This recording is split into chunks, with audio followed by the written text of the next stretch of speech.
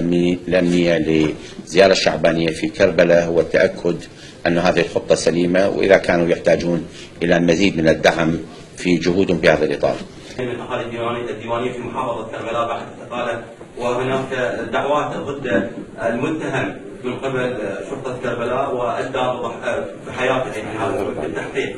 دولة رئيس الوزراء اسمح لي دولة الرئيس فيصل، هذه قضية ما ينسأل عنها السيد رئيس الوزراء، صدر بها تقرير من الطب العدلي، وانت تقدر ترجع للطب العدلي، هاي ما ينسأل عنها السيد رئيس الوزراء. فيصل ما ينسأل السيد. نعم، شكلت لجنة صحيح طرحت البارحة على هامش اجتماع المجلس الوزاري للأمن الوطني اللي يوم أمس انعقد، ووزارة الداخلية شكلت هذا التحقيق، وننتظر التقرير النهائي. أنا ما أقدر أعلق على النتائج لأن متعلقة بقوات الشرطة، متعلقة أيضا بمواطن، هناك ادعاء هنا وادعاء هناك. احنا يجب أن نكون منصفين في الوقت اللي الشرطة تضحي وتقوم بأعمال كبيرة لحفظ الأمن.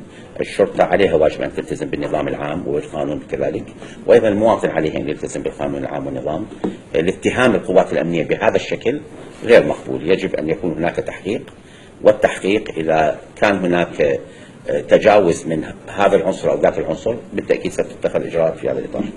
بس عندي أن اتقى عليه القوات الأمنية. شكرا. مشاهدينا الكرام، كان هذا المؤتمر الصحفي